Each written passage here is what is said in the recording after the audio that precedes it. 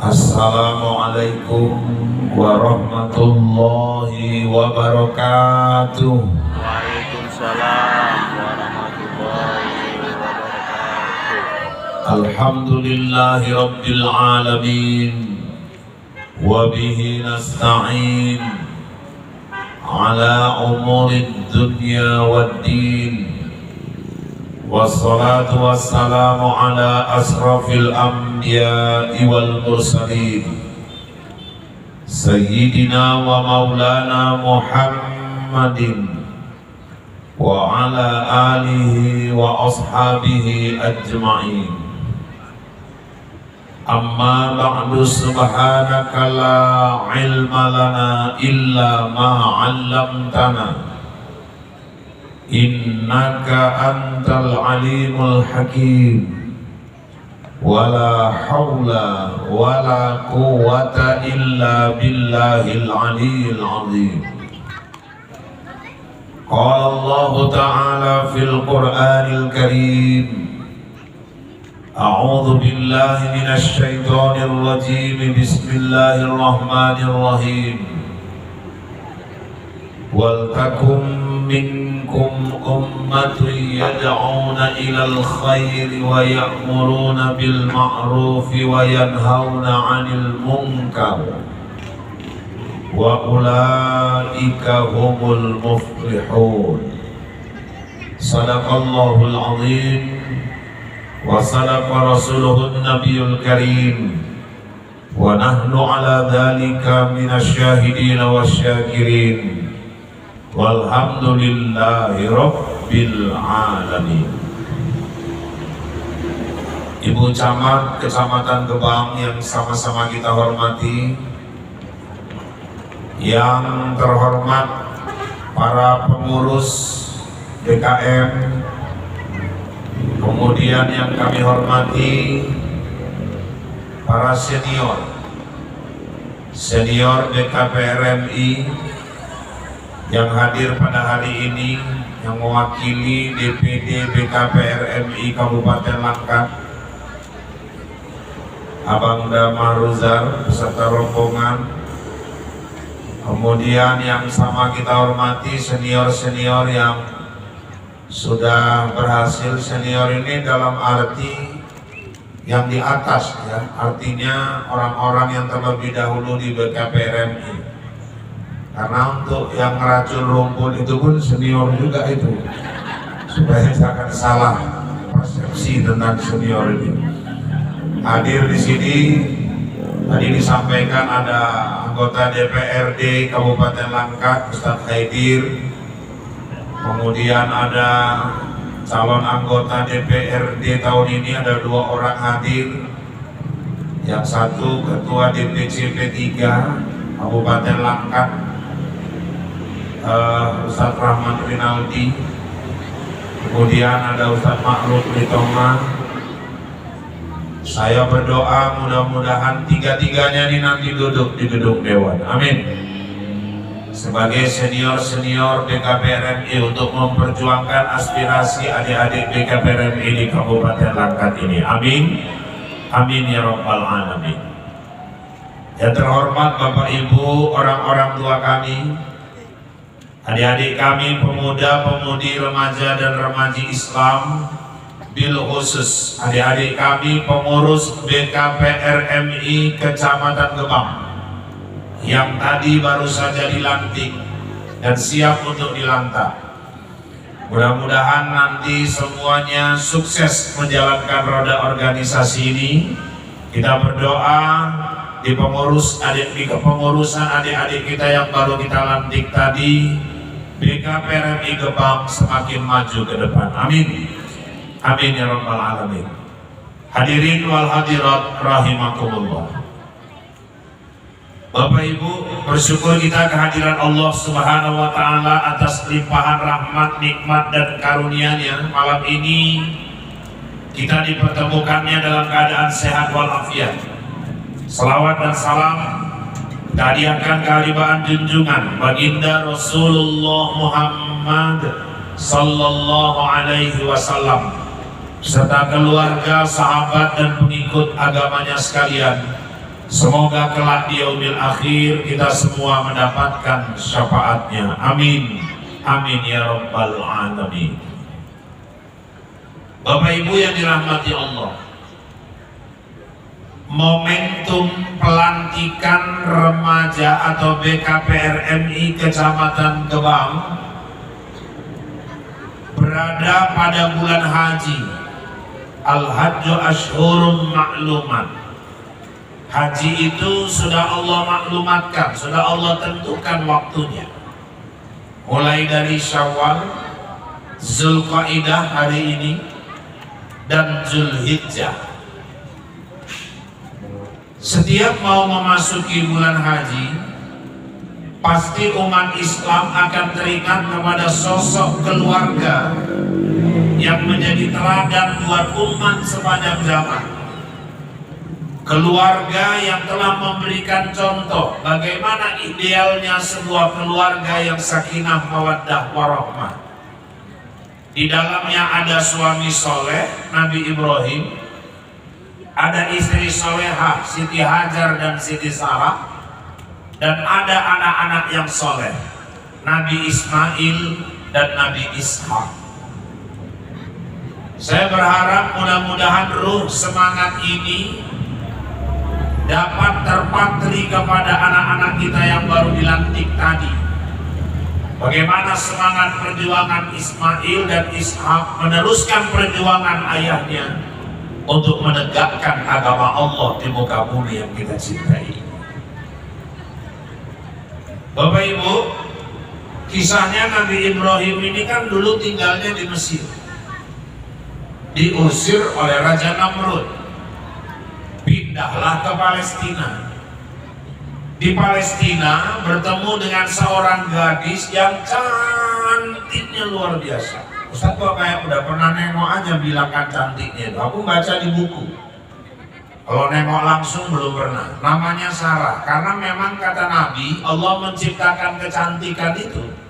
Ibu-ibu, kalaulah bulan kecantikan itu, separuh itu udah untuk Siti Hawa semua. Jadi wanita tercantik pertama itu Siti Hawa. Kan sisanya tinggal separuh. Yang separuh ini sepertiga dikasih ke istri Nabi Ibrahim ini, Siti Sarah. Sisanya tinggal 2/3. Nah itulah yang dibagi-bagi sama ibu-ibu itu. Jadi ambillah ibu, tinggal sisa-sisanya aja.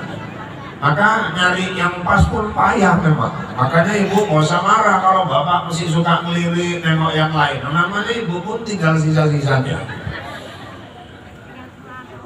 Sarah, wanita cantik kedua yang pernah Allah ciptakan, nikah dengan Nabi Ibrahim yang gagah tampan rupawan. Masalahnya 70 tahun nikah nggak punya anak. Orang nggak usah kan 70 tahun, setahun aja nikah belum dapat anak, galau. Saya dulu anak saya tertua, 1,5 tahun belum hamil istrinya, galau aku. Ya tenang aja, aku pula yang galau lahir. Akhirnya setelah 1,5 tahun hamil, lahir anaknya. Nabi Ibrahim 70 tahun.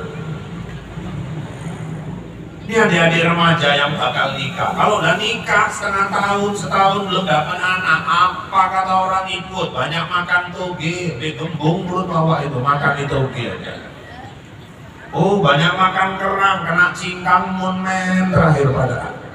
Busuk di mana? Paya Bengkoang, masuk Paya Bengkoang, busuk.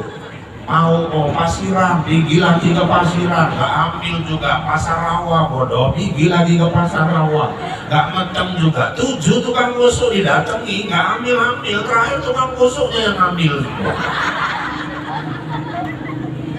Itulah usaha orang sakit pinginnya punya anak.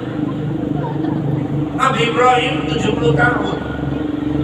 Sampai suatu hari malam istrinya nengok Nabi Ibrahim termenung, tetangga-tetangga udah gendong cucu, dia gendong anak aja belum. Dalam hatinya siapalah pelanjut perjuangan dakwah ini. Akhirnya bapak ibu istrinya ngomong, bang kalau kan gini aja lah bang, maksudnya semana? Coba abang nikah aja sama perempuan lain, siapa tahu abang bisa dapat keturunan. Ibrahim cepat jawab, tuh yang bisa nyuruh aku nikah lagi Allah deh. Siapapun juga aku gak akan mau menikah kecuali perintah Allah. Nah, itulah jawaban Nabi. Kalau suami ibu, kalau saya ibu suruh-suruh. Kalau ibu suruh udah banyak kali tingkahnya, ibu suruh-suruh. Ya udah bang, kalau mau nikah lagi, suaminya langsung oh gak kayak iya, Nabi ngomong deh. Nabi Ibrahim, cuma Allah yang bisa nyuruh aku nikah lagi. Turun wahyu, Ibrahim, kau nikah lagi. Berat kali dia nyampaikannya sama Sarah, takut Sarah terluka hatinya. Tapi karena perintah Allah, Sarah, aku disuruh Allah nikah lagi. Nikah Pak? Ikhlas. Oke, aku nikah lagi. Tapi satu permintaanku Sarah, apa itu? Kaulah yang nyarikan orangnya, kau yang nyarikan jodohnya.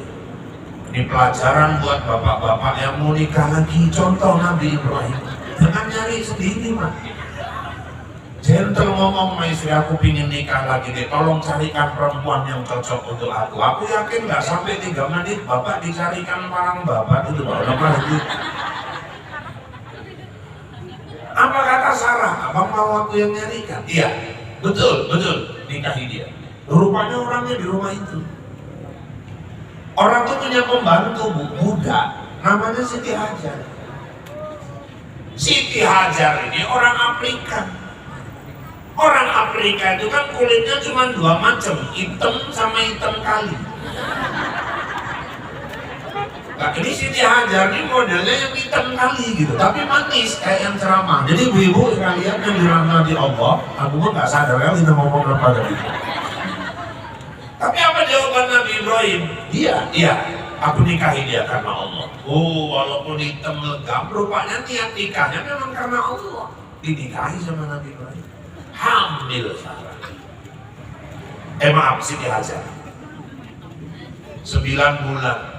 Tiap malam Nabi Ibrahim pegang perut istrinya. Dia baca doa Rabbi habli minas sholihin.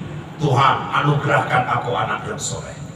Makanya nih adik-adik BKPR ingat betul-betul nih, nanti kalau nikah istri hamil pegang perut istri tiap malam Rabbi habli minas sholihin. Kalau orang tarikat diusap ke kiri. Kenapa ke kiri? Teori fisika kumparan kalau diputar ke kiri input masuk energi. Masukkan energi tauhid dari doa Nabi Ibrahim. Makanya orang tawaf milik Ka'bah sebelah kiri bukan sebelah kanan. Aku dulu Pak 4 kali melahirkan nggak pernah digitui laki lah Pak. Temen-temen ya, suruh suaminya musab dan bapak pun musabnya yang lembut. Jadi uap-uap yang ngadoni gue bawa lahir mana kayak dasarnya. Bapak Ibu yang dirahmati Allah, 9 bulan kemudian lahir anaknya. Lah kok untungnya kulitnya putih kayak bapaknya. Anak itu gemuk, montok, tampan, rupawan, menggemaskan seperti Ustadz Irfan yang ceramah di depan. Dan akhirnya anak itu pun dikasih nama Ismail. Ramelah rumah itu dengan tangisan bayi. Setiap hari Nabi Ibrahim sama Siti Hajar gendong-gendong bayi itu Ismail. Auto saat Siti Sarah nengok dalam hatinya sedih. Namanya dia manusia biasa. Dibilangnya sama suaminya, Pak, aku gak tahan dengan tangisan Ismail. Bawa pergi aja lah mereka dari rumah ini. Dibawa keluar, jalan dalam hitungan bulan. Sampailah akhirnya mereka menemukan sebuah tempat padang pasir gersang tandus. Itulah yang di surah Baqarah, di surah Ali Imran 96 disebut dengan bibab kata mubarakah. Bakkah hari ini orang menyebutnya Mekah yang penuh dengan keberkahan. Ditinggallah Siti Hajar dan Ismail di situ. Ibrahim balik lagi ke Palestina, kumpul sama Siti Sarah. Di luar dugaan, balik lagi sama Sarah. Sarah yang sudah hampir 100 tahun umurnya, rambutnya mulai putih, kulitnya mulai keriput. Alhamdulillah hamil juga. Ada 2 istri Nabi yang sudah dalam usia lanjut hamil. Satu Siti Sarah hampir 100 tahun, satu lagi istri Nabi Zakaria 100 tahun lebih. Lahirlah anaknya namanya Yahya bin Zakaria. Dua-duanya hamil di usia tua. Makanya ibu-ibu yang udah tua-tua ini pun hati-hatilah. Ya, maksudku jangan lasak-lasak kali. Kalau tidur aja dengan banyak tingkah. Nanti umur 70 hamil, tahu al hidayah, ustadznya pun pingsan nengok ibu gitu. Ibu yang dirahmati Allah, akhirnya Sarah pun hamil juga. Dari rahim Sarah lahir lagi anak laki-laki namanya Ishak. Jadi anak Nabi Ibrahim cuma dua, dari dua istri. Istri kedua memberi anak pertama, istri pertama memberi anak kedua, Ismail dengan Ishak. Dan yang hebatnya dua-duanya jadi rasul. Bukan hanya itu, semua nabi sesudah Ismail Ishak ke bawah itu kalau ditarik silsilahnya naik, itu cuma dua aja gendangnya. Kalau nggak keturunan Ismail, keturunan Ishak. Makanya Nabi Ibrahim digelar Abul Anbiya. Makanya ini saya buka sedikit rahasia sama adik-adik. Tapi adik-adik jangan bilang sama siapa, ini kita aja. Namanya pun rahasia, karena perempuan ini bocor payah. Apa rahasianya Ustaz? Makanya dalam tahiyat yang kita sebut itu hanya dua nabi. Allahumma sholli ala sayyidina Muhammad wa ala ali sayyidina Muhammad kama shallaita ala Ibrahim wa ala ali Ibrahim wa barik ala Muhammad wa ala ali Muhammad kama barakta ala Ibrahim wa ala ali Ibrahim. Karena memang mayoritas nabi keturunan dari Nabi Ibrahim. Gak ada orang baca kama shallaita ala Yusuf, walaupun yang ceramah Irfan Yusuf, gak bisa. Karena sholat harus ikut macam mana yang Nabi contohkan. Dan singkat kata, Nabi Ibrahim pun dah lama meninggalkan Ismail sama Siti Hajar, kangen dia. Rupanya Siti Hajar sama Ismail ditinggal di tempat yang gersam tandus, makanan habis, minuman habis, air susunya kering. Satu hari nggak ada lagi yang bisa diminum oleh Ismail. Ismail lemah. Waktu itu diletakkan oleh Siti Hajar. Hajar berjuang mencari air. Nampak ada bukit nggak terlalu tinggi di dakinya. Di balik bukit ditengok, ternyata nggak ada air. Balik lagi, ada bukit lagi, turun 405 meter, kejar lagi ke sana. Lihat, nggak ada lagi air. Balik lagi ke bukit yang tadi, nggak ada air. Nggak terasa udah 7 kali. Safa dan Marwah. Akhirnya nggak terdengar lagi suara bayinya. Panik waktu itu Siti Hajar, direngkuhnya bayinya udah nggak bergerak. Dia pikir mati. Waktu itu dia berteriak, ya Allah, tolong kami ya Allah, bantu kami ya Allah, tolong selamatkan anakku ya Allah. Gak ada lagi yang bisa menolong kami kecuali Engkau. Bercucuran air mata Siti Hajar jatuh ke bibir Ismail, terminum oleh Ismail. Akhirnya Ismail pun terbangun, menangis sambil menghentak-hentakkan kakinya ke pasir. Kemudian pasir itu merembes air. Diletakkan bayinya, air itu pun yang merembes di pasir, dikeruk pasirnya oleh Siti Hajar sambil berteriak, Zamzam, Zamzam, Zamzam, Zamzam, Zamzam, Zamzam. Berkumpullah, berkumpullah, berhimpunlah, berhimpunlah. Air itu berhimpun semakin banyak, membentuk seperti pusaran, dan akhirnya menjadi mata air yang dalamnya 30 meter. Sampai sekarang orang menyebutnya dengan sebutan sesuai ucapan Siti Hajar. Nama airnya air Zam-Zam. Air yang mengenyangkan, air yang menyembuhkan berbagai penyakit. Ustaz, saya udah bolak-balik minum air Zam-Zam nggak sembuh-sembuh penyakit Ustaz. Acaranya ibu-ibu, hanya air Zam-Zam yang diperbolehkan minum dengan posisi berdiri menghadap kiblat. Kalau yang lain minum berdiri kan makruh.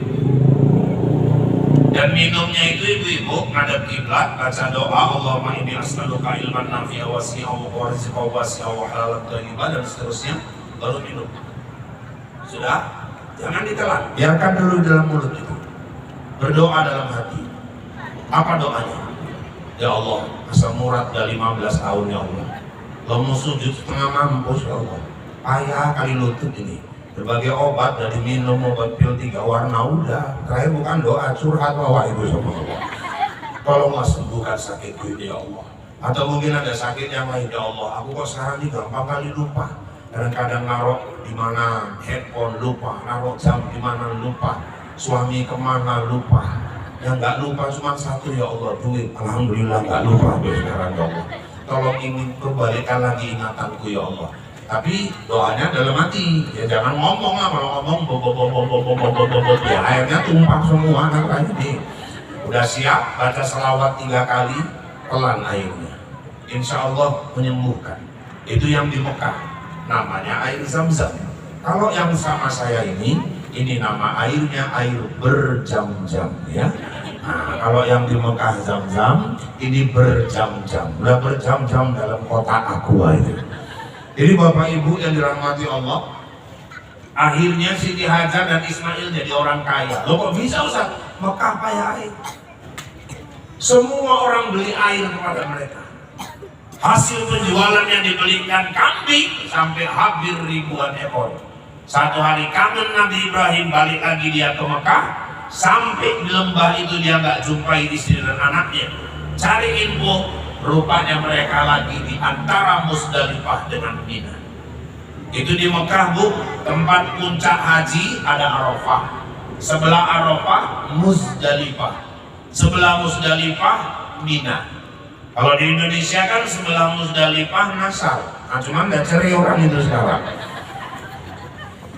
Akhirnya dipertemukan Allah lah di antara Musdalifah dan Mina itu. Sekarang nama tempatnya Masy'aril Haram. Kalau yang di Mekah Masjidil Haram. Kangen melepas rindu, lagi kangen-kangennya sama Ismail. Malam tidur Nabi Ibrahim mimpi disuruh menyembelih Ismail. Itulah 8 malam 9 hari Tarwiyah. Terbangun belum begitu yakin.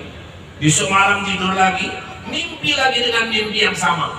Akhirnya yakin. Pagi-pagi dipanggil Ismail, nak, mandi nak, bersihkan tubuh. Hajar, kasih dia baju yang terbaik. Rapikan rambutnya, taburkan bedak di pipinya. Mau kemana Pak? Aku mau bawa dia jalan-jalan. Mandi, kasih jubah yang terbaik, sisir rambut, kemudian ditaburkan bedak. Gantengnya minta ampun. Kenapa? Ibrahim mau menyembelihnya untuk Allah, harus dalam keadaan yang terbaik. Itu makanya Bu, sampai sekarang orang masih banyak itu kalau menyembelih kurban itu lembunya dimandiin dulu. Saya pernah lihat di TV One di Madura, dimasukkan semua sehari sebelum lembu itu ke sungai, dimandiin rame-rame. Saya di Kuala pernah saya tengok itu, kambingnya besok mau disembelih, ini hari dimandikan kambing biri-biri itu Bu, diambil sisir rambut apa kambing itu, dikasih bedak gitu. Terakhir gantengan kambingnya Bu, daripada yang menyembelih. Aku kan bingung sih, arek disembelih kan gila batin gue. Sing arek nyembelih pun jenggotan juga dulu. Jadi bapak-bapak, ibu-ibu, apa memang harus gitu Ustaz? Nah, ini orang-orang yang mengenang kisah Ismail. Kan kisahnya iblis sempat menghalang-halangi, akhirnya tiga-tiga melempari iblis dari amalan haji melontar jumrah. Sampailah di bukit Jabal Kurban. Disitulah Ibrahim berkata kepada Ismail, ya bunayya, inni arabil manam, anni antahuka fanzur madza tara. Wahai anakku sayang, tadi malam aku tidur bermimpi, aku melihat aku menyembelihmu dan aku yakin itu perintah Allah. Bagaimana pendapatmu?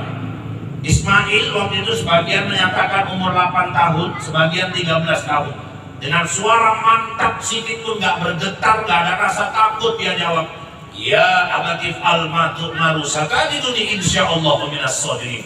Wahai ayah, kerjakan apa yang Allah perintahkan kepadamu. Kuserahkan leherku ayah, sembelihlah. Insyaallah kau jumpai aku sebagai anak yang sabar. Cuman saya mau ingatkan, mana tahu bapak-bapak besok ada yang mimpi kayak gini, jangan dilaksanakan Pak, gak boleh. Karena setelah Nabi Muhammad wafat, wahyu gak ada lagi. Jadi 3 malam berturut-turut mimpinya sama kayak Nabi Ibrahim. Anaknya dibawa ke tanah lapang, wahai anakku sayang. Tadi malam ayah bermimpi, ayah melihat aku menyembelihmu. Aku yakin perintah Allah. Gimana pendapatmu nak? Oh, kurasa main dulu lagi ya, kata anaknya ya kan. Siapa yang telentang itu duluan lah ya disembelih, enak aja ya kata dia. Mainlah bapak dan anak di situ. Setelah Nabi Muhammad wafat dan gak ada wahyu lagi, jadi gak boleh lagi itu dikerjakan kalau ada orang mimpinya sama. Akhirnya Bapak Ibu, kagumlah semua malaikat melihat kepatuhan mereka berdua. Ismail bilang, ayah, sebelum kau sembelih aku ada beberapa permintaanku kepadamu, ada 3. Apa itu ayah? Apa itu Ismail? Pertama, tajamkan dulu pisau. Ini jadi syariatnya beli hewan sekarang, harus tajam. Adik-adik BKP RMI kalau perlu nih menjelang Idul Adha buat pelatihan penyembelihan hewan yang sesuai syariat. Membeli hewan nih jangan sembarangan. Saya pernah tetangga saya depan rumah anak SMA, rupanya ayamnya banyak, datang bawa kawan-kawannya, mau manggang-manggang ayam, mau nyembelih, dia bisa nyembelih, tenang aja, yang penting pakai bismillah. Tariknya pisau tadi krek, belum putus kurangnya dicampakkan, ayamnya berdiri lagi, kepalanya gini-gini, dipelototi yang nyembelih tadi, yang nyembelih pun mundur 2 langkah. Akhirnya lari ayam tadi dikejar-kejar sama orang itu. Akhirnya matinya bukan disembelih Pak, kecapean dikejar-kejar ayam tadi. Harus belajar dulu, gak boleh sembarang. Saya aja pernah kena kok. Jalan saya di Belarang, tahu ada orang di bawah sawit jadi, Ustaz, kenapa? Lembu makan racun. Jadi kenapa? Sembelihkan Ustaz. Saya cagak kereta, saya lari, Power Rangers, lari lah dulu. Mana barangnya? Ini Ustaz, pegang. Saya pun jongkok, saya pegang barang itu letakkan. Langsung saya tarik, Bismillahirrahmanirrahim, Allahu Akbar. Tarik di tadi. Gak keluar darahnya. Rupanya parangnya mah gasih tompul.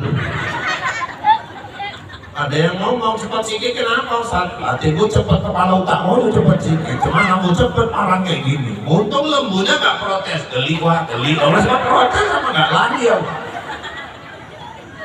Salah juga saya. Kenapa? Gak diperiksa dulu parang itu. Itu udah termasuk nyiksa gitu.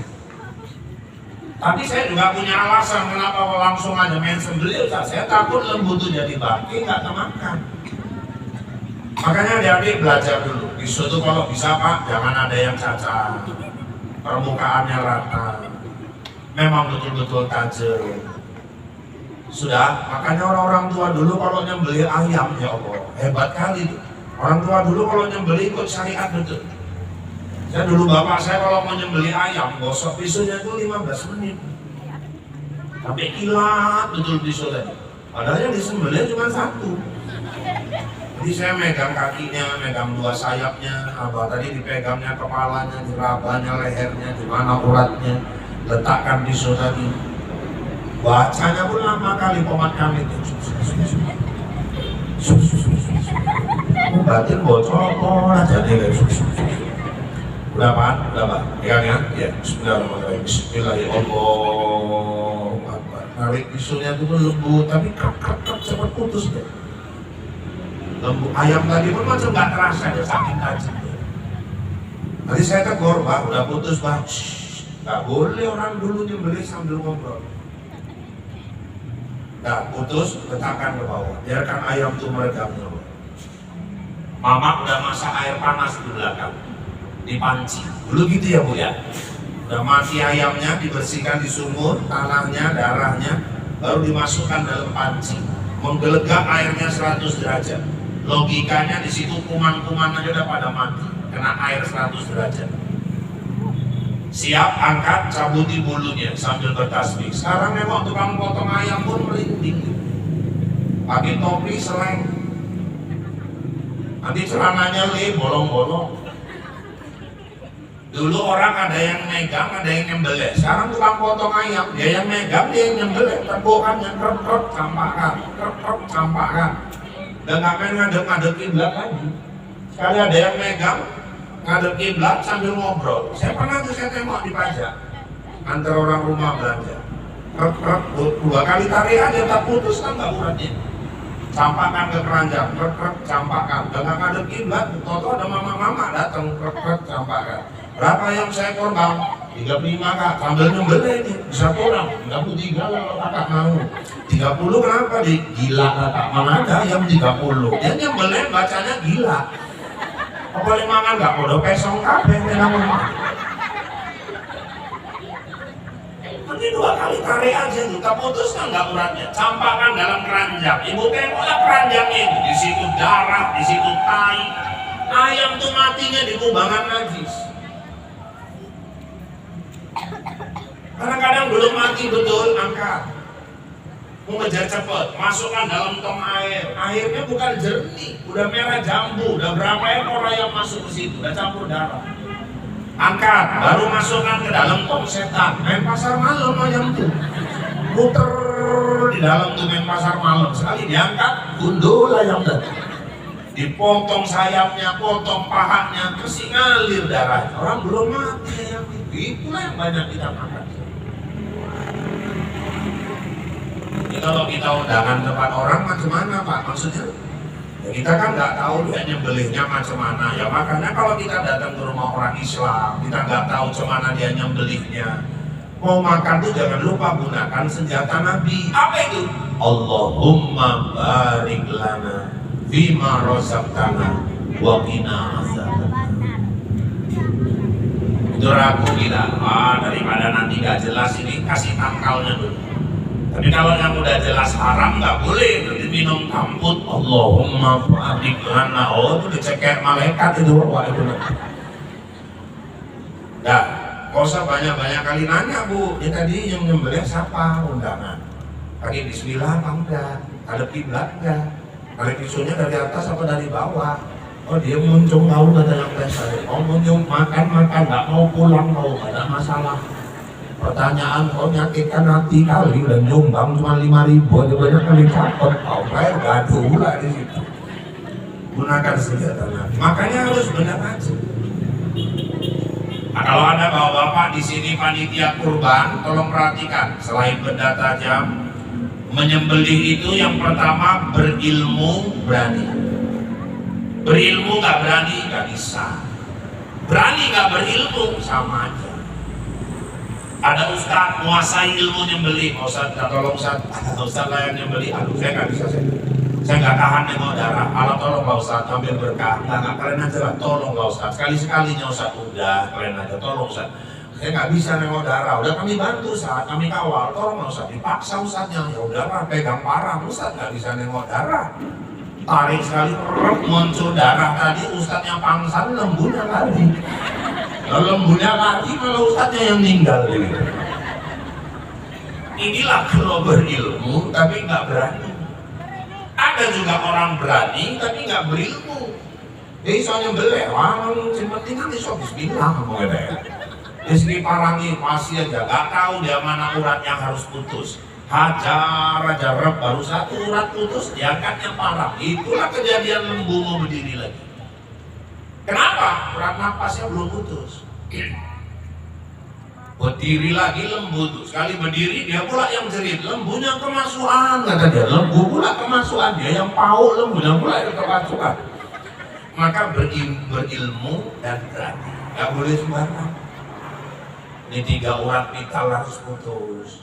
Narik pisaunya harus dari bawah ke atas. Gak boleh didorong dari atas ke bawah. Kalau dari atas ke bawah itu sama aja membunuh, menikam. Kalau orang yang beli, taruh pangkal parang itu di leher, tarik dari bawah ke atas. Lagi kalau dari atas ke bawah itu darah bisa muncul ke wajah yang nyembeli. Tapi kalau dari bawah itu pasti darahnya jatuhnya turun ke tanah. Nah, seringkali orang bilang, Pak kenapa ya kalau orang makan daging kambing itu naik tensinya Pak? Tapi kenyataannya, saya di Mekah, udah berapa orang jemaah, saya ajak makan nasi talam itu, nasi biryani, nasi mandi, yang pakai kambing langsung dicampuri, mudah-mudahan nggak naik kan. Saya rupanya pernah buka ceramah Khalid Basalamah. Khalid Basalamah ini kan dia punya rumah makan kayak gitu di Condet. Saya udah pernah 2 kali juga singgah sana. Jadi Bapak Ibu, rupanya pertama caranya belinya harus betul-betul tajam. Kalau nggak tajam tersiksa binatang itu, keras dagingnya, itu memicu hipertensi. Kedua, jangan bikin hewan itu stres. Contohnya Pak Ustadz, bapak-bapak panitia kurban, adik remaja kalau ada yang panitia kurban, nyembeli hewan itu nggak boleh di depan hewan lain yang mau disembelih. Ini dibariskan 7 ekor lembu, nyembelihnya di depan yang 7 tadi. Yang 7 ini stres. Makanya sering kejadian lembu yang kepalanya disembelih netes air matanya. Kadang ada yang gejol-gejol lepas pelari. Gak usah lembu itu, bapak aja lah kalau lawan bapak disembelih di depan bapak. Kurasa bapak pun meninggal duluan di situ. Kemudian Pak Ustadz, satu lagi, bapak-bapak, ibu-ibu, ada untuk kambing.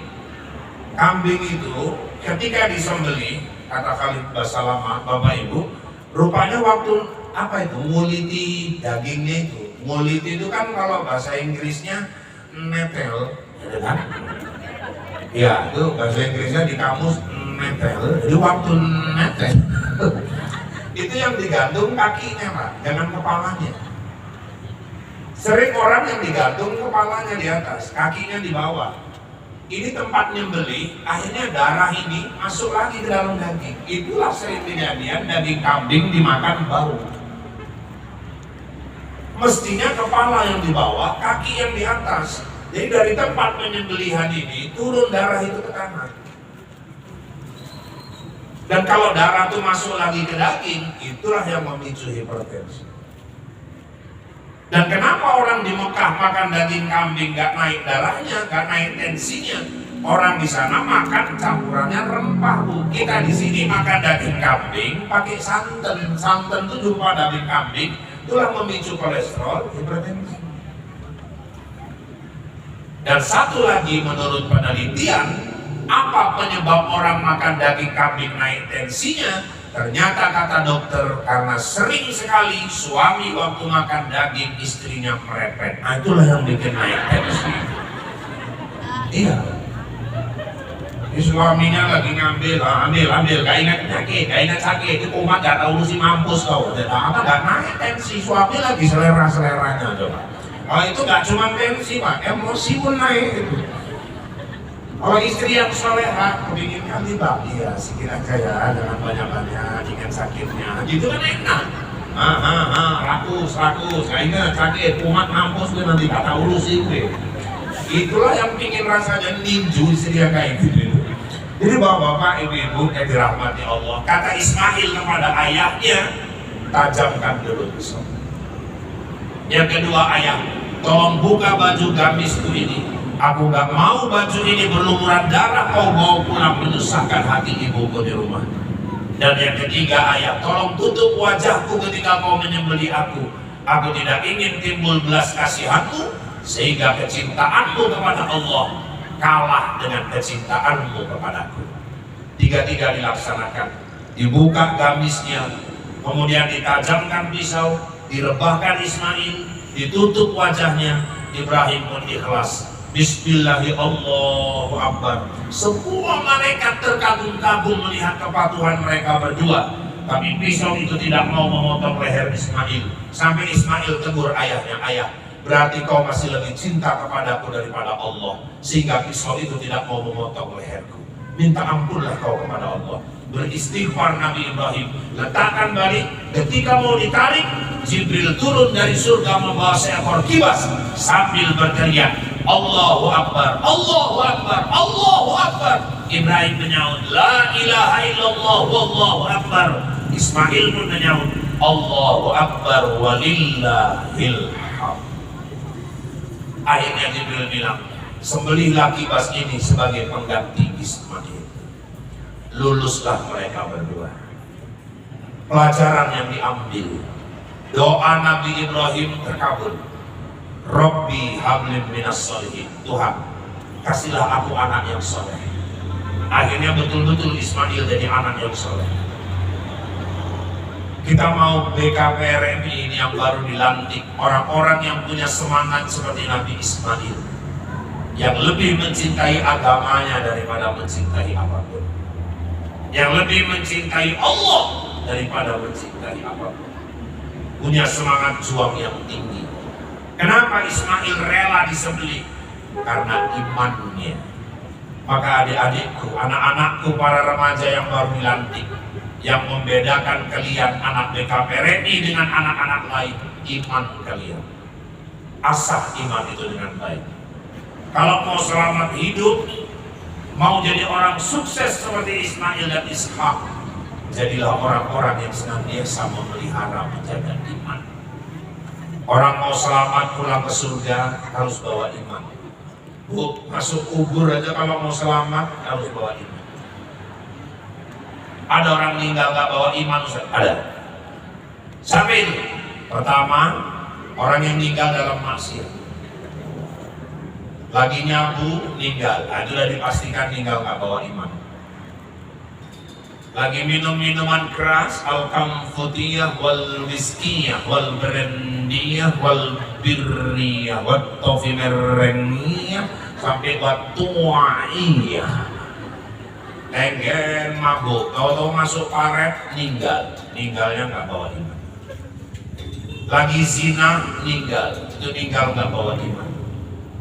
Ada lagi ninggal bunuh diri, auzubillah. Jangan sampai ada yang ninggal bunuh diri. Kalau dulu banyak anak remaja ninggal bunuh diri gara-gara diputuskan pacar. Kalau sekarang anak-anak remaja ini tengok prinsipnya udah paten. Udah jarang kita dengar anak lajang, anak gadis bunuh diri karena diputuskan pacar. Karena anak-anak lajang ini udah punya prinsip, diputuskan ceweknya, oh kau pikir cuma tahu bunga sekuntum di bumi ini. Masih banyak bunga-bunga yang lain. Masih banyak janda-janda tua, orang-orang jumbo yang bisa diselamatkan dalam hati dia.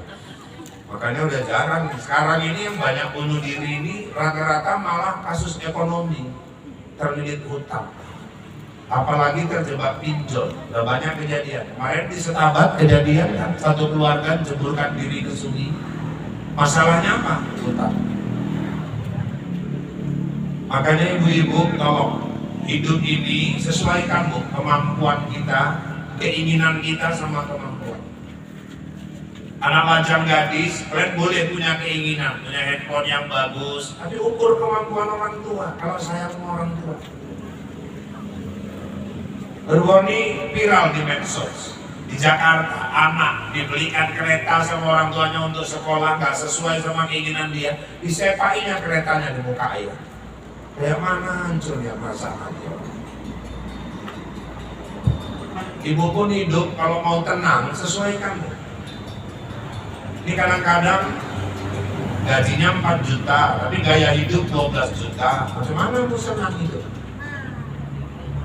Sekarang banyak orang kena stroke. Kenapa? Karena nggak sesuai stroke belanja sama stroke gaji. Terakhir stroke betul kawan.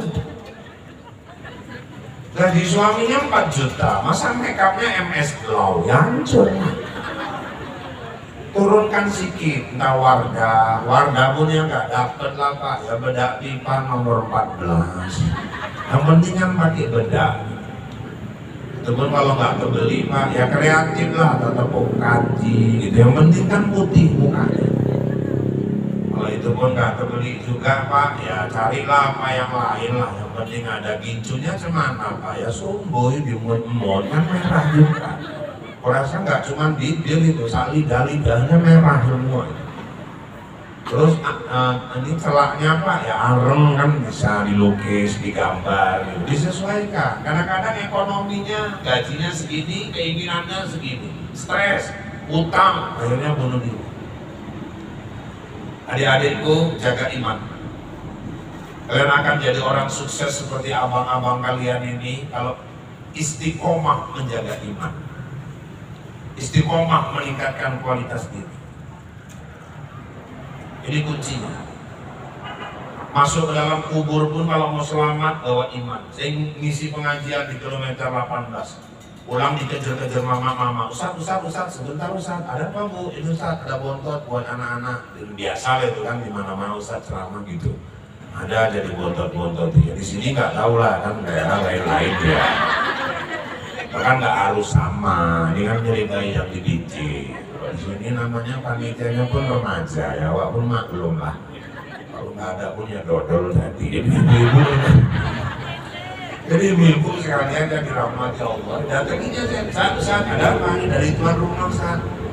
Makasih ya Bu, Ustaz bisa nggak Bu sebentar? Apa itu Bu? Ini ada pulpen, kertas, tolong tuliskanlah Ustaz yang Ustaz ceramahi tadi. Yang mana? Tadi kan Ustaz nyeramahkan, jelaskan, nanti kita dikubur itu ditanya malaikat, buka tadi, apalagi manabiyuka, tuliskan pertanyaan-pertanyaannya sama jawabannya sekalian, kunci jawabannya Ustaz. Aku tak tengok, iya ada muncul mawak itu. Maksud ibu apa? Yang nggak ada tolong tuliskan aja biar dihafal-hafal dari sekarang Ustaz, dan nanti kan di sana udah nggak payah. Ibunya enggak, ya bawa pulang nggak perlu. Ustaz ini sombong kali. Sombong kenapa? Cuma tuliskan gitu aja pun nggak mau. Aku bukan sombong bu, nanti aku yang kasus. Kasus apa Ustaz? Pembocoran soal. Anak SMA aja ujian akhir gurunya bocorkan soal masuk ke Polres, kok aku pulang bocorkan soal mungkar nakir, selesai aku disikat dia begitu. Gak maksudnya biar dia hafal Ustaz, gak usah ibu hafal. Yang penting ibu jaga iman, pastikan tinggal bawa iman. Nanti dalam kubur yang jawab bukan mulut ibu, yang jawab pertanyaan malaikat itu iman kita. Maka adik-adik remaja, mutlak apapun ceritanya, kegiatan BKPRMI taklim wajib, itulah pupuk iman. Buat pengajian kecamatan, buat pengajian desa. Tadi saya ngobrol sama Pak Rahmat Rinaldi, sekarang ini ruh remaja ini udah gak kayak dulu. Ini zaman abang-abang kalian ini, mereka waktu jadi pengurus BKPRMI dulu, waduh, aku pun masih semangatnya itu, masih muda-mudanya juga, masih ganteng-gantengnya lah waktu itu. Kalau sekarang kan udah pildato, udah gak pildacil lagi. Kalau dulu itu waduh, cemana aja ceramah sampai bingung ustadznya. Bingung kenapa? Mau apa lagi diceramahi? Jumpa aja. Nanti ke Pasirannya itu juga remajanya, pergi ke Payakumbuh remajanya itu juga, ke Pasarawa itu juga. Memang dulu remaja itu luar biasa di zaman-zaman mama-mama itu. Inilah tugas pengurus yang baru, hidupkan lagi. Memang saya sadar sekarang tantangan berat kali kita, terutama handphone itu. Anak-anak kalau udah handphone ini, aduh, cerita handphone nantinya pun marah. Aku pun ngeri-ngeri sedap juga di atas ini. Tapi ya memang gitulah kalau artis India. Kadang kalau nyanyi ceramah anginnya kenceng gitu ya kan. Kadang ada asap-asap. Jadi bapak-bapak, ibu-ibu yang dirahmati Allah, ini maksudnya apa orang ini kok mau digulung bukan? Kalau memang dulu berhenti bilang. Orang ceramah belum siap kok udah mau digulung pulang. Oh akhirnya dia duduk ya. Baru ini ada anak-anak berani nyuruh aku berhenti. Ceramah udah sampai mana-mana kok baru ini pula. Belum kata. Bismillahirrahmanirrahim. Hidupkan taklim. Itulah memupuk iman kita itu masing-masing. Imannya harus dipupuk, harus disiram. Sama kayak mama-mama dulu masa kopi. Oh kan gila bunga itu. Iya apa aja jumpa ditanam, asal lompong tanam, janda bolong ditanam. Dulu subur-subur, bunga itu cantik-cantik. Kenapa? Rajin nyiram. Sekarang udah gak musim, udah malas mama-mama nyiram. Terakhir udah gak bolong lagi, koyak janda-janda dulu. Rasa bentar lagi di heading itu masing-masing. Jadi iman itu pun kalau nggak sering disiram, akhirnya dia nanti layu, akhirnya dia nanti koyak. Bagaimana menyirami Ustaz? Hidupkan taklim. Mulai dari tingkat dusun, perwiritan di kampung, masuk ke tingkat desa, buat pengajian desa, buat pengajian kecamatan. Hidupkan kembali ruh BKPRMI. Karena sudah terbukti banyak kader-kader BKPRMI ini menjadi orang sukses, menjadi orang-orang yang berhasil. Kenapa? Karena pengkaderan di BKPRMI adalah pengkaderan leadership, menciptakan calon-calon pemimpin ke depan, dan itu sudah dirasakan oleh senior-senior kita. Makanya adik-adik jalani BKPRMI ini lillahi ta'ala, karena Allah ta'ala. Semata-mata berjuang untuk agama ini. Tantangan agama kita ini sekarang makin berat. Sekarang coba tengok muncul pesantren, kedoknya pesantren, tapi ajarannya nyala. Hari ini yang jadi sorotan Al-Zaitun, santrinya bebas, boleh berhubungan asal ada uang. Sholat Jumat laki perempuan safnya sama di depan. Khutbah Jumat yang dibaca kitabnya kitab Taurat, kitabnya orang Nasrani, kitabnya orang-orang Yahudi. Hari ini banyak sekali tantangan kita ke depan. Banyak penistaan-penistaan agama, orang-orang berkedok agama tapi tujuannya menghancurkan Islam. Dan GKPRMI harus mengawal agama ini, terutama di Gebang yang kita cintai. Terakhir, apa kata Ismail? Ayah, tutuplah wajahku waktu menyembelih aku, supaya lebih besar cintamu kepada Allah daripada kepadaku. Berjuanglah untuk Allah, ikhlas semata-mata karena Dia. Insya Allah kalian akan menjadi mujahid-mujahid yang insya Allah akan sukses bukan hanya di dunia, tapi sampai ke akhirat nanti. Anak-anakku sekalian, ayo rawat iman ini, tambah ilmu kita. Orang yang sukses, orang yang Allah angkat derajatnya, yarfa'illahu alladhina amanu minkum walladhina utul ilma darajat. Yang Allah angkat derajatnya itu orang yang beriman, orang yang berilmu. Ya mumpung masih muda-muda, asah diri, capai cita-cita setinggi langit. Dan sumber ilmu itu semua ada di Quran. Semua ilmu perlu.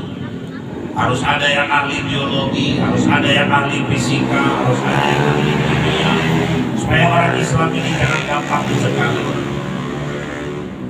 Bahasa Inggris perlu, bahasa Inggris orang Islam harus kuasai. Sekarang aja bapak-bapak, ibu-ibu, hari ini kami bawa jamaah umroh. Kadang-kadang di bandara itu, beberapa bandara singgah, ternyata mereka emang bahasanya harus bahasa Inggris. Bahasa Inggris ini kan paling gampang sebenarnya, pintu door, atau pintu gedor-gedor. Kan tak apa ya, asal mau belajar, pintu apa kan, buku buk, buku jatuh berdebu. Warna color, pintu door, warna pintu, color door, kan tak payah-payah.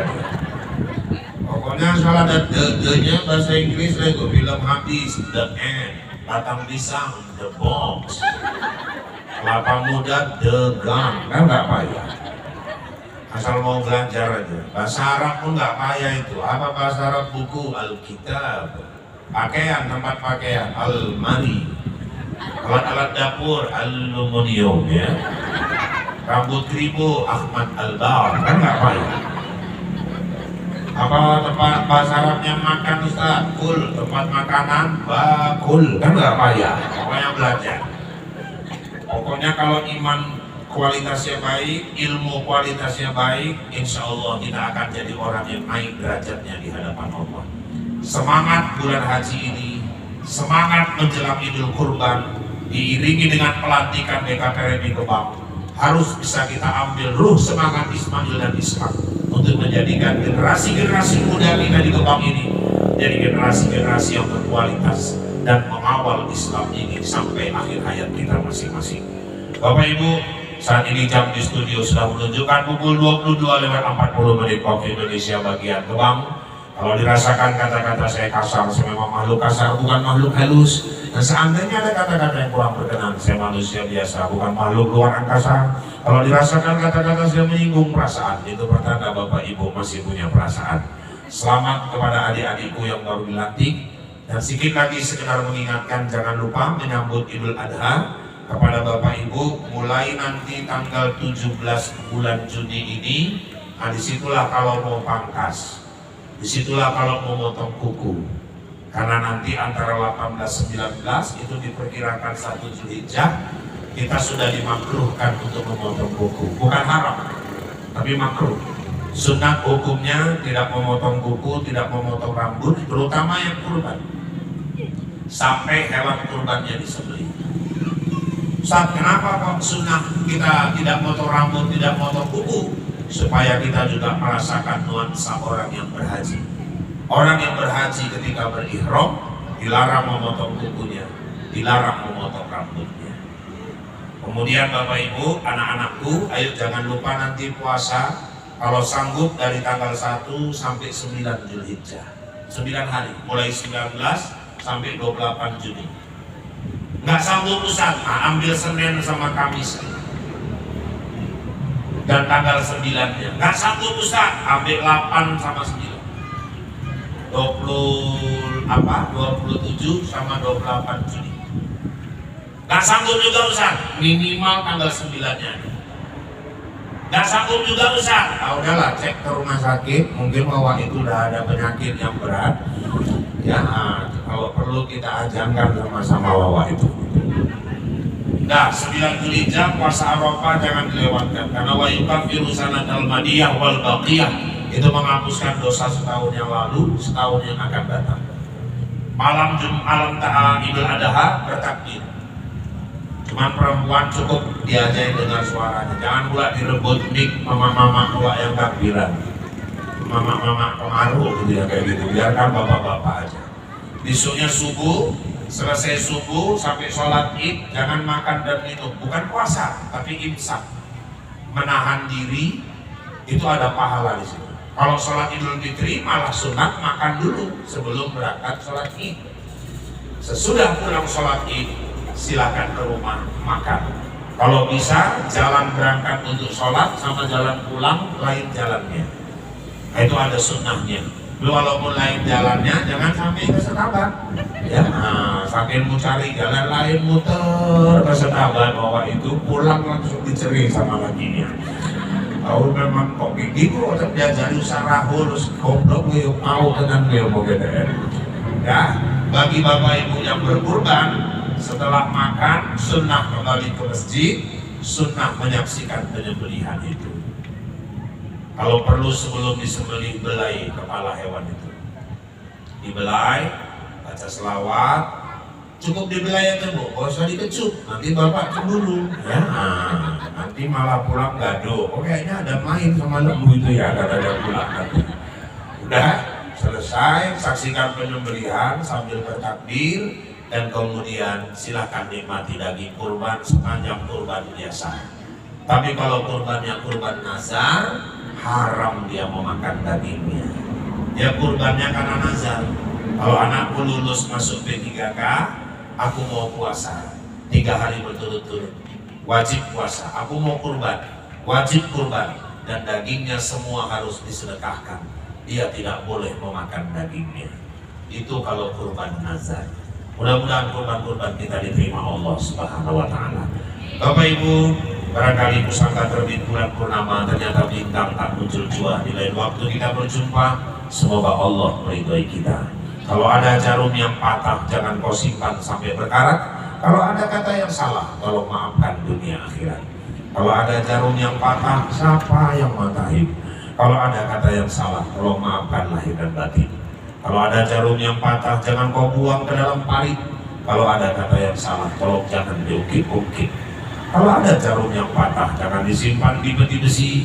Kalau ada kata yang salah, tolong jangan laporkan sama polisi. Kalau ada sumur di ladang, tanda petani kurang kerjaan. Kalau ada umur yang panjang, bertemulah kita di lain kesempatan. Kalau ada sumur di ladang, silakan ibu menumpang mandi. Kalau nggak ada sumur di ladang, tolong jangan sampai ibu nggak mandi. Tak ada gading yang tak retak, tak ada laut yang tak berombak, tak ada bisul yang tak bengkak, dan tak ada tuyul yang tak botak.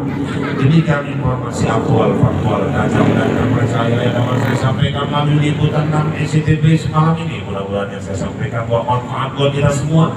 Saya Rahul, Anjeli, Ica, Tapasya, Tapi, Bobi, Marcel, Suci, Alebaren, Andin, dan seluruh kerabat kerja yang bertugas, mohon diri dari hadapan Anda. Kita bertemu kembali dengan waktu dan kesempatan dalam gelombang yang sama dalam acara berpacu dalam ibadah. Buat dunia, buat kedondong, sekian dulu dong, burung irian, burung cendrawasih. Cukup sekian dan terima kasih. Kue bangkit, si kue loyang, macam tojin, si kue bawang, itulah kue-kue hari raya Idul Fitri. Ini saja yang dapat saya sampaikan. Saya kembali ke Bombay. Wabillahi taufiq wal hidayah. Wassalamualaikum warahmatullahi wabarakatuh. A'udzu billahi minasyaitonir rajim. Bismillahirrahmanirrahim. Alhamdulillahi rabbil alamin. Wassalatu wassalamu ala sayyidina Muhammadin wa ala alihi wa ashabihi ajma'in. Allahumma inna nas'aluka ilman nafi'an wa rizqan wasi'an wa halalan tayyiban wa amalan mutaqabbala bi rahmatika ya arhamar rahimin. Allahumma ighfir lana dhunubana wa liwalidina warhamhum kama rabbawna shighara wa li jami'il muslimina wal muslimat wal mu'minina wal mu'minat al ahya'i minhum wal amwat innaka ala kulli syai'in qadir. Allahumma habbib ilayna al iman wa zayyinhu fi qulubina wa karrih ilayna al kufra wal fusuqa wal 'isyan waj'alna minal rasyidin. Allahumma aslih lana dinana alladhi huwa ismatu amrina wa aslih lana dunyana allati fiha ma'asuna wa aslih lana akhiratan lana fiha ma'aduna waj'alil hayata ziyadatan lana fi kulli khair waj'alil mauta rahatan lana min kulli syarr bi rahmatika ya arhamar rahimin. Ya Allah, ampuni dosa kami, dosa ayah dan ibu kami, dosa istri kami, suami kami, anak-anak cucu turunan kami, dosa guru-guru kami, dosa pemimpin-pemimpin kami, dosa orang-orang yang berjasa dalam hidup kami. Ya Allah, hari ini kami menyaksikan pelantikan BKPRMI Kecamatan Gebang. Anak-anak kami, ya Allah, generasi-generasi kami, para pengawal penjaga agama yang kami cintai di muka bumi ini, ya Allah. Bimbing dan tuntunlah adik-adik kami ini, anak-anak kami ini, untuk menjadi remaja yang berkualitas, menjadi remaja-remaja yang cinta kepada agamanya, menjadi remaja-remaja yang bangga terhadap agamanya, menjadi remaja-remaja yang mempertahankan agamanya sampai akhir hayatnya masing-masing. Allahumma ya Allah, bimbing dan tuntun anak-anak kami, jauhkan mereka dari segala macam pengaruh yang dapat merusak masa depan mereka, pergaulan bebas, narkoba, judi, dan berbagai macam dampak dari media online hari ini. Peliharakan anak-anak kami ya Allah, karena mereka lah yang akan menjaga dinul Islam ini ke depan nanti. Rabbana walamna anfusana wa illam taghfir lana wa tarhamna lanakunanna minal khasirin. Rabbana atina fid dunya hasanah wa fil akhirati hasanah wa qina adzaban nar. Wa sallallahu wa sallam alaihi walhamdulillahi rabbil alamin. Taqabbalallahu minkum.